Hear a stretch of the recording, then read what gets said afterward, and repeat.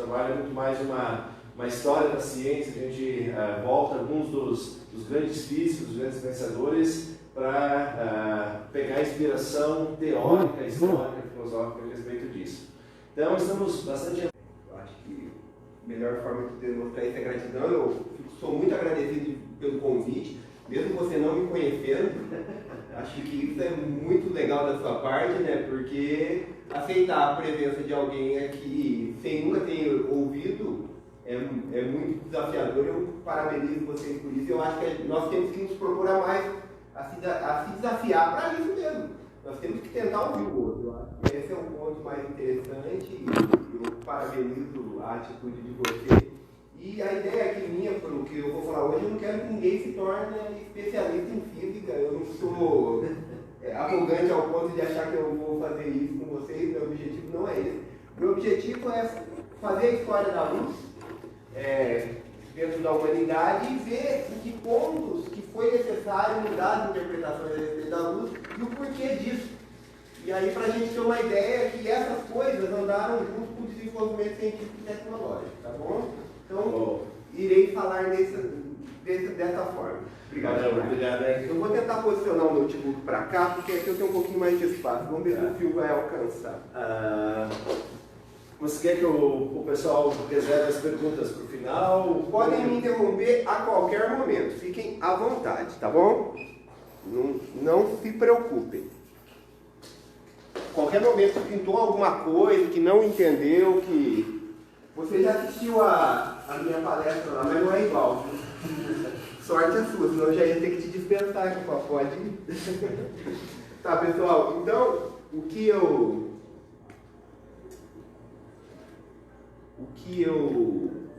já peguei aqui de vocês. Primeiro eu queria parabenizar pelo trabalho de arte que foi feito na divulgação, achei que ficou muito bonito, viu? Parabenizar o rapaz, não sei quem foi que fez diretamente isso aí? Está em Minas. Está em Minas. Então, por favor, repassem para ele, apesar que vocês estão aí gravando, então eu acho que ficou muito legal, inclusive bateu uma pontinha de inveja lá do pessoal lá do departamento, porque eles jogaram no nosso grupo aí, todo mundo falou, puxa, temos que fazer igual. Igual não, né? Parecido, mas olha, parabéns, e eu acho que passou muito bem a ideia do que eu pretendo falar aqui. Pessoal, a proposta do seminário dessa conversa, esse curso, que partiu dos alunos. Então, assim, não fui eu que... foi uma iniciativa de fazer... A gente teve uma proposta de fazer cursos interdisciplinares, e esse aqui da física partiu dos alunos. Que legal, que legal. Acho que nós temos que...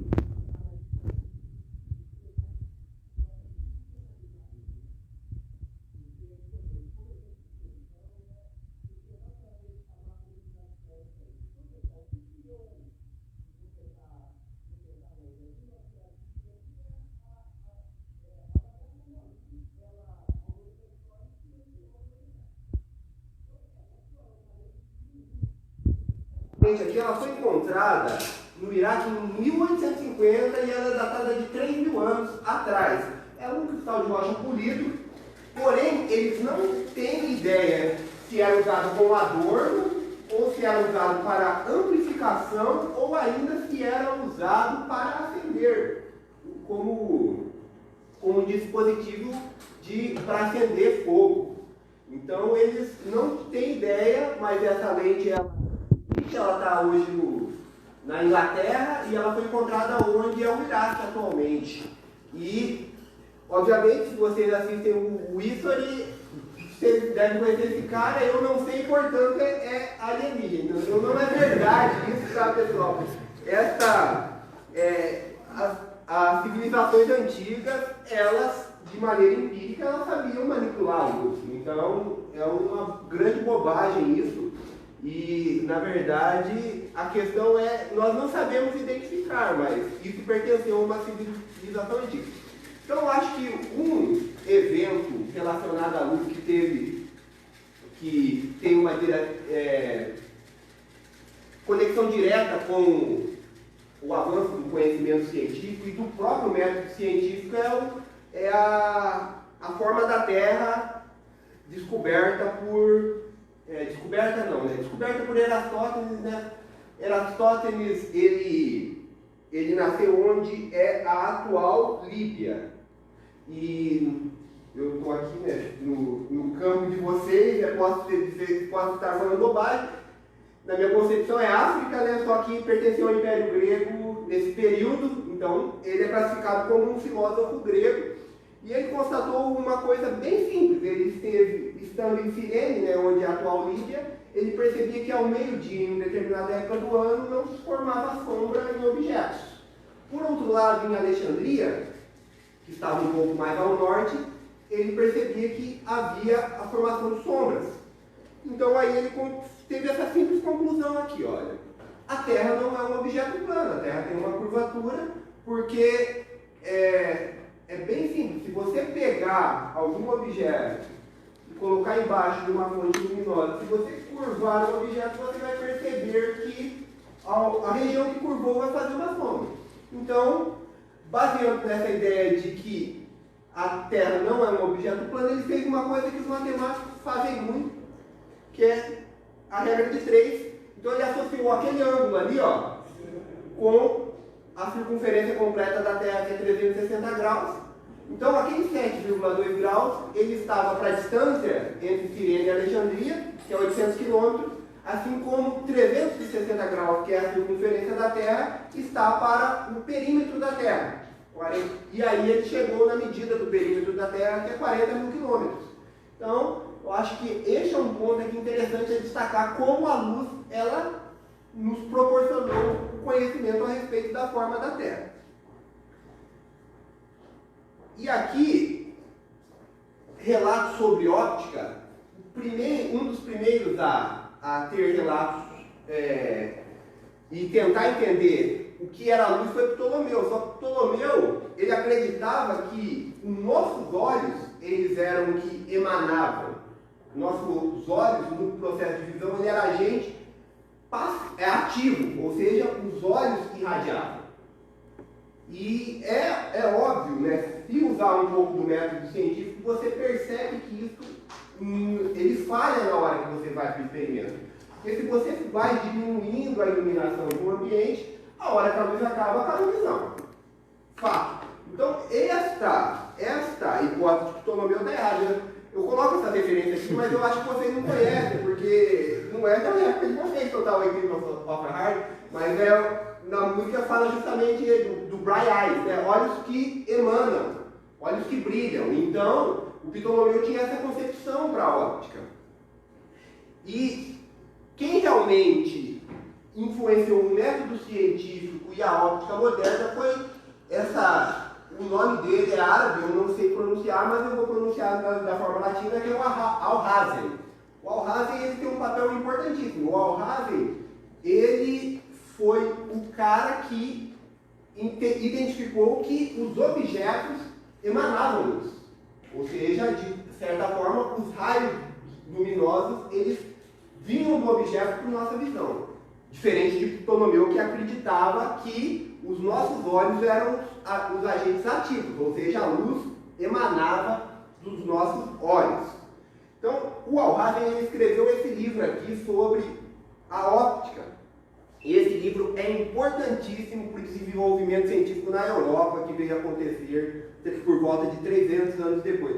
Eu não gosto de fazer isso, mas eu fiz até uma lista de coisas aqui, porque eu não quis ser injusto com o Alhazen, que tem uma contribuição muito importante. Aí, detalhe, possivelmente, não sei, eu estou sendo arrogante também de julgar que vocês não saibam alguma coisa. Mas o Alhazen tem origem no Iraque também. Ele é iraquiano e, por ele não estar vinculado ao conhecimento científico na Europa, ele é um pouco desconhecido a nós aqui no mundo inteiro, inclusive.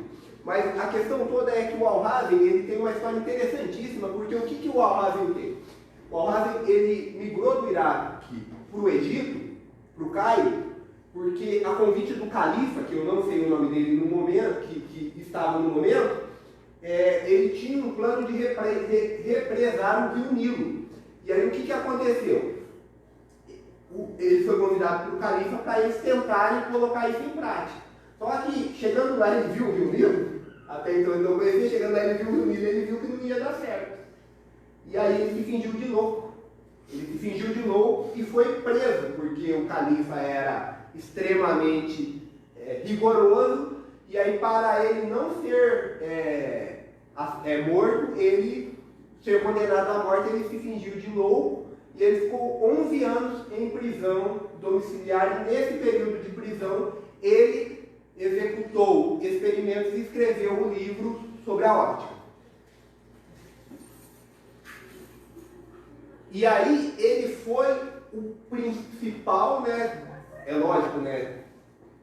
A história, ela está acontecendo a todo momento, mas algumas pessoas são pensadas ali para contar essa história. Então, do ponto de vista histórico, nós podemos até entregar para ele a origem do método científico.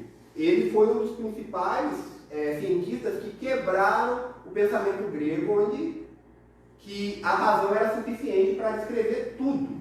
E ele já propunha que a razão é importante, mas por outro lado eu tenho que testar as minhas hipóteses através de experimentos. E foi isso que o Alhazen fez.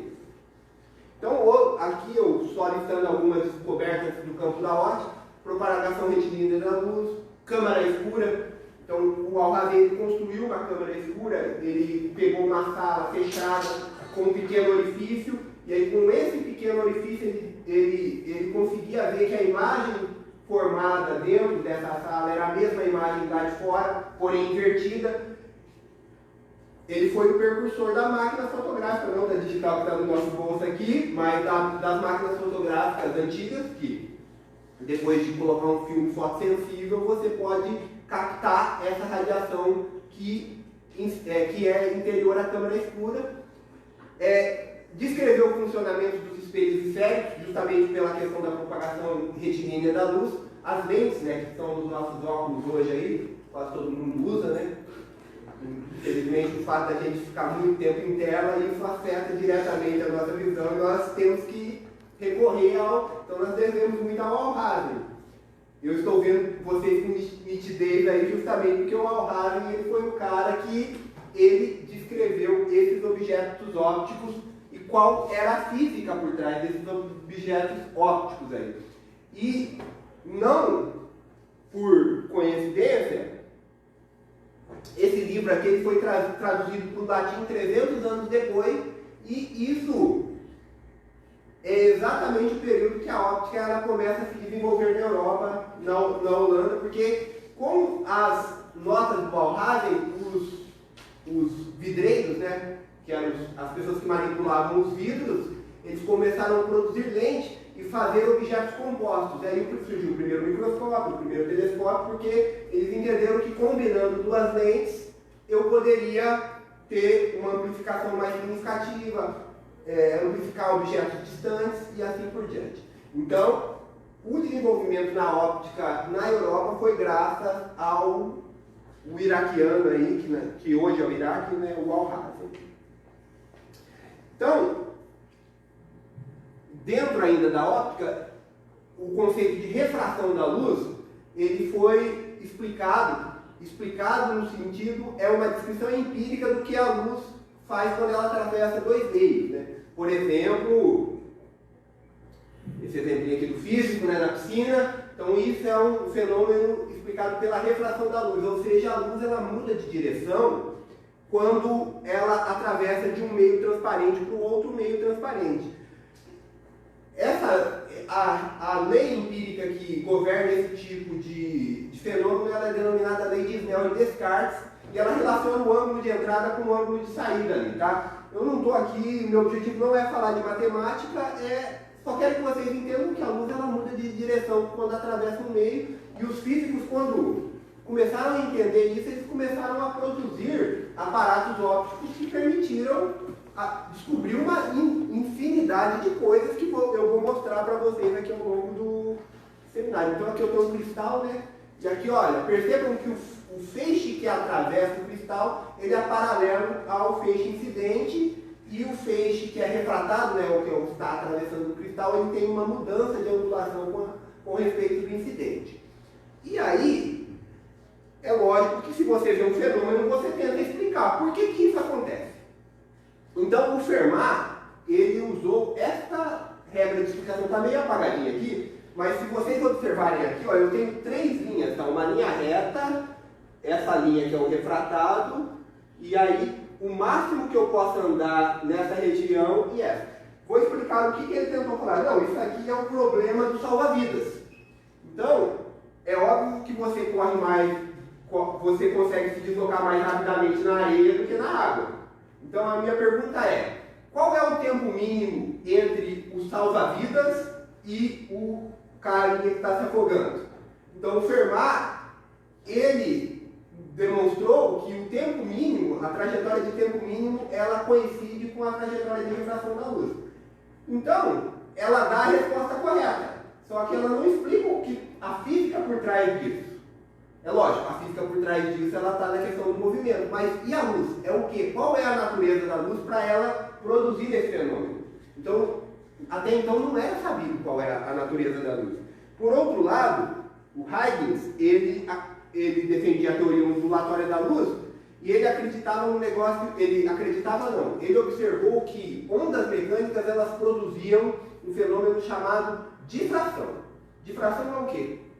Cada ponto numa frente de onda, ele se comporta como uma fonte pontual. Então, esta fonte pontual, quando ela atinge um obstáculo, ela começa a emergir com uma frente de onda esférica. Por exemplo, eu tenho ondas planas e ondas esféricas que estão passando por outro meio. O que acontece aí é que essa explicação está errada, porque eu consigo ter outras combinações de ondas em outras direções, não somente na direção de refração.